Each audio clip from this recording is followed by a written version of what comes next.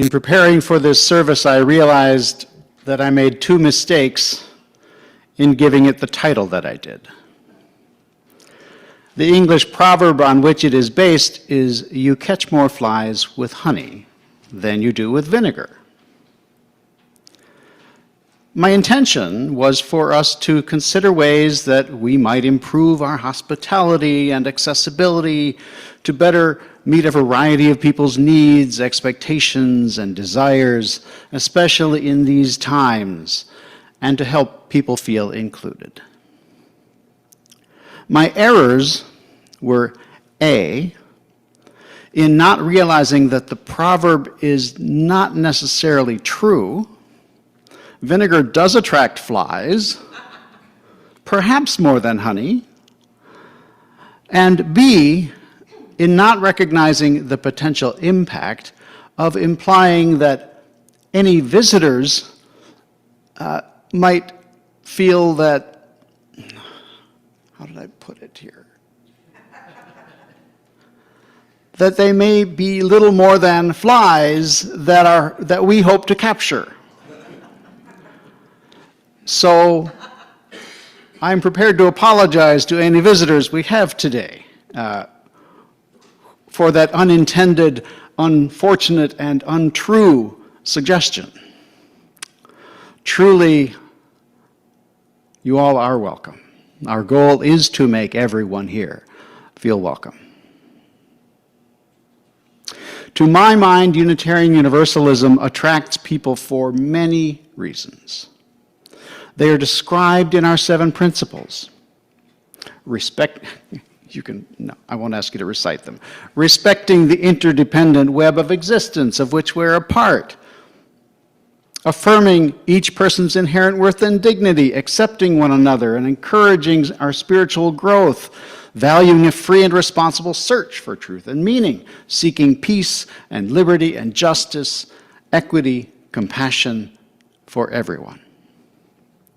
We are centered not on doctrine or creed, but on shared values, centered on love, in a community held together by covenant, a promise of how we will be together.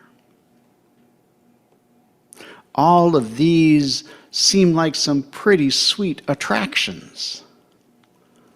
People also may feel a need for fun, social support, help in guiding their children, opportunities to share their gifts, a sense of acceptance in a world that can be pretty harsh and divisive. But we also are not perfect. We sometimes also encounter sourness here. We don't always live up to our covenant. We're not as hospitable or accessible as we could be. We often don't communicate as well as we could. Each of us grew up steeped in cultures and structures and systems that are inherently racist, sexist, ableist, ageist, elitist, sexual and gender orientation and expression phobic. And we can't help, because we are human, that some of these biases and influences percolate to the surface now and then. And sometimes when we least expect it, and even as we are doing our best to live out those values and principles to which we aspire. We are not perfect, and yet we do aspire to live with greater integrity with those values and principles. Our fellowship's members last October, perhaps you recall, agreed on a new mission statement, which our board then tweaked and which is printed on the back of your order of service. I invite you to join me in reading that mission statement. It is either on your order of service or on the screen. We will grow our welcoming and inclusive spiritual community changing lives through acts of compassion, service, love, and justice. We do want to be more welcoming and inclusive. We want to meet people's needs, expectations, and desires. And we want to help people feel more included. We want to grow our spiritual community, and maybe I'll do another service on what growth means. And we want to change lives. I invite you to continue with how we will achieve this. We will achieve this by actively and intentionally welcoming everyone, gathering for multi-platform experiences that inspire us to clarify and strengthen our values, engaging one another, all ages and abilities, in a spirit of curiosity, openness, and lifelong learning, growing our environmental consciousness, educating ourselves about oppressions in society, and boldly pursuing truth and equity to improve the world. Thank you. I love that last bit. Carolyn, boldly pursuing truth and equity. Thank you. There perhaps has never been a time when the world has needed more than now a Unitarian Universalist perspective. Our commitment to freedom and justice and responsibility and peace, to love and compassion, our values, our principles, our willingness to show up to make this life and this world better for all. Is my saying this hubris? Is it virtue signaling? Maybe so. But it's more than that if we follow through on what we say we are about. If our efforts, our actions, match our ideals.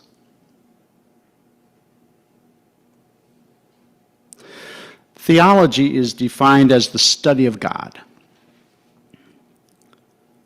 But I like to think of it as how we understand our relationship to mystery or to powers greater than our understanding.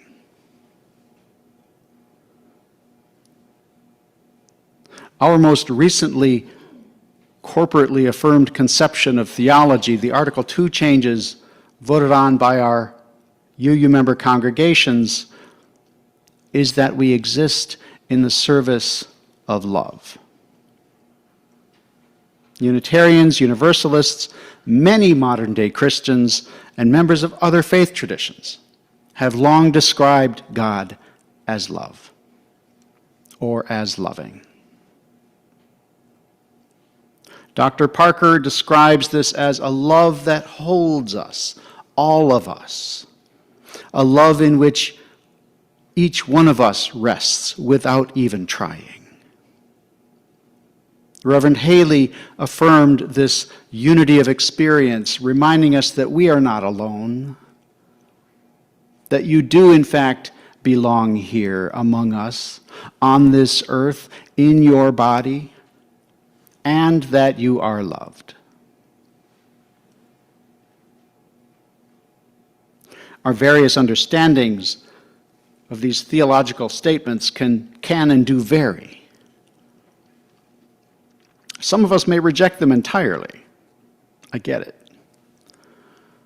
But if so, then I invite you to articulate your relationship with mystery in your own way. That freedom and responsibility to do so is one of those sweet aspects of Unitarian Universalism. In the naming and adoption of our core values by General Assembly delegates, in this expression of our theology, ideally everything we believe and everything we do is in service of love. All of our newly named values are in service of love. All our 7 principles are meant to be understood in service of love.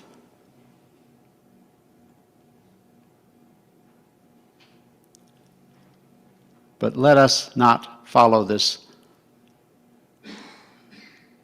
faith in love blindly. We must not be stupid or gullible or naive about living our lives in service of love. For example, thinking that doing so is just common sense, that the world will adopt this dominant theology, or that we won't come to any setbacks or challenges, right? There are people and institutions that oppose this worldview. And history is littered with examples of martyrs and examples of the struggle to put love at the center. And I'll bet we can name half a dozen right now. Who in history tried to put love at the center of their lives and had those lives ended prematurely? Dietrich Bonhoeffer. Martin Luther King Jr.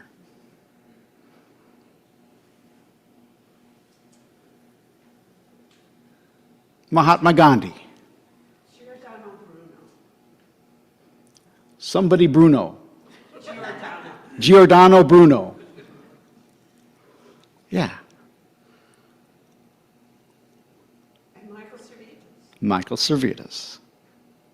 We know that such a commitment to love hasn't been, isn't now, and won't be easy.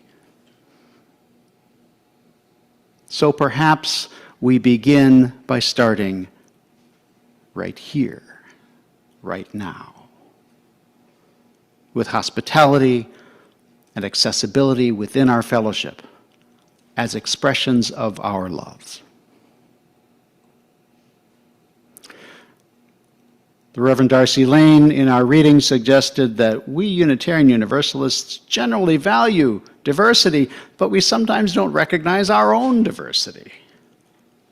Quote, much of the diversity in this congregation is invisible, but we sometimes stumble across it in moments of miscommunication or uncomfortable silences.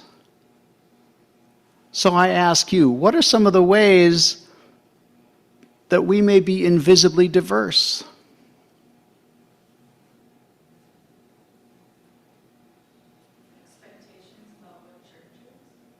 Expectations of what church is. People having profound hearing problems. Abilities, differing abilities. Levels of intuition. Levels of education. Levels of education. Levels of income. Introversion, extroversion, life stages, dietary needs,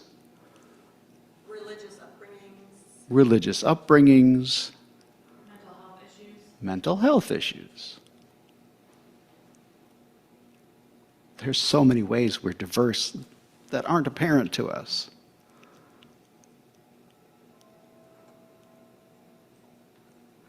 I hope our board and committee and team leaders are taking note.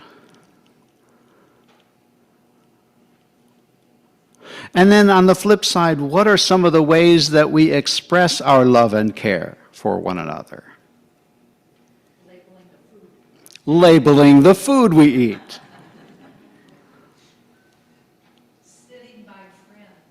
Sitting by friends. How about sitting by strangers? No. Building tools, giving us tools to adapt to more needs, people's physical challenges. Checking in with each other. Checking in with one another. Sharing joys and sorrows. sharing joys and sorrows, Listening to each other. listening to each other, really seeing one another.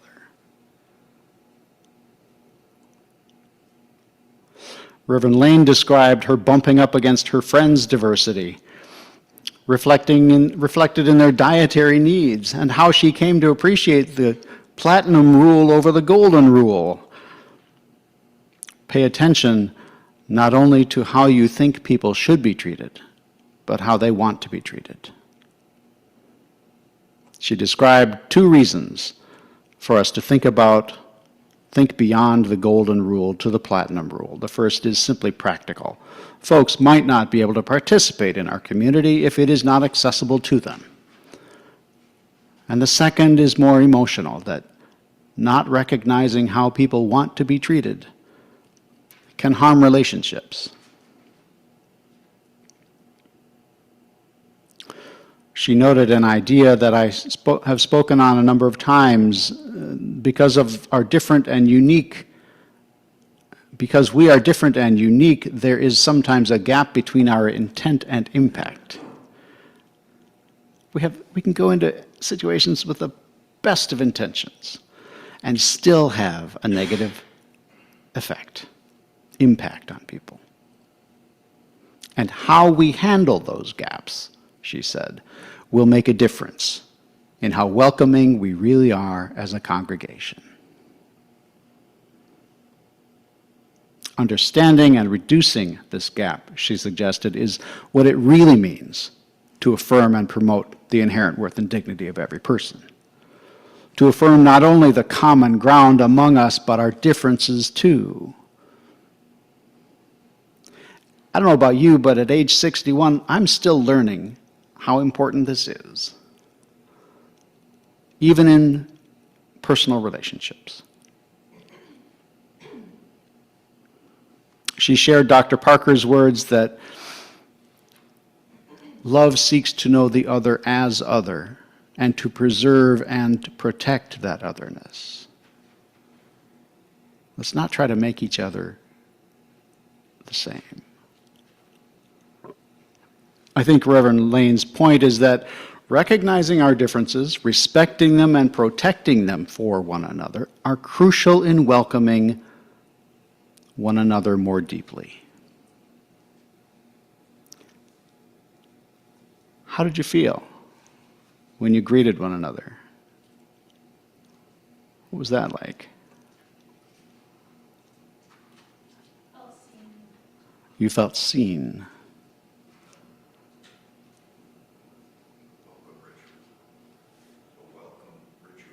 It was a welcome ritual. Did any of you feel a sense of holding space for one another? Or a sense of being heard or valued or seen or welcomed? More connected. Or connected, more connected. Yeah. I'm glad to hear it. Feeling like I'm at home. Feeling like you're at home. Part of being a really skillful host, wrote Reverend Lane, making guests feel at home, is not just to open our home to them, but to make them feel a little like they are in their own home. As your minister, I frequently find myself operating in this space from a host role.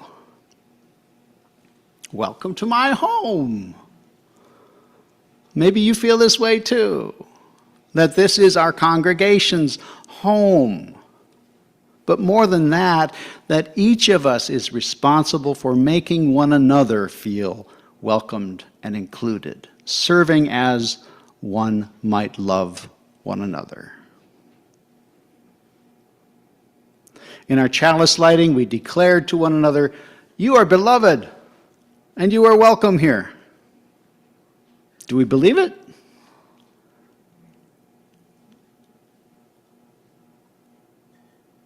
When and how have we made that true? How have we not? How might we prove it true later today, or next week, next month, or next year? How do we prove our love for one another?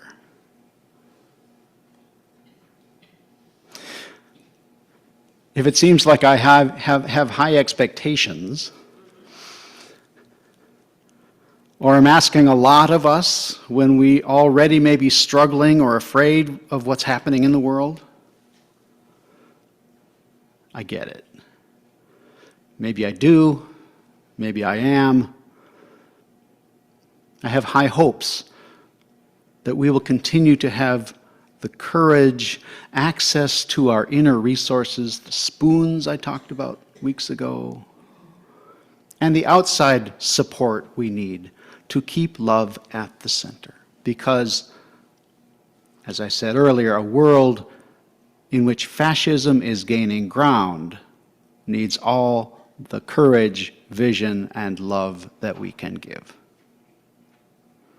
And Reverend Haley suggested that living and loving with joy, gratitude, and praise is itself a form of resistance.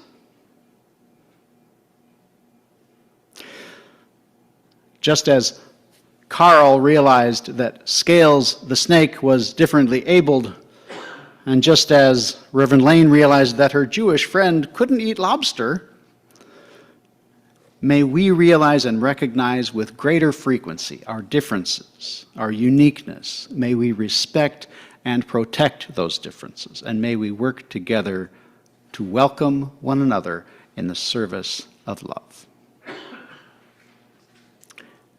If any of today's questions have gotten you thinking and you would like to share those thoughts, please drop me or any of our board members an email, a chat, a text, or a snail mail note.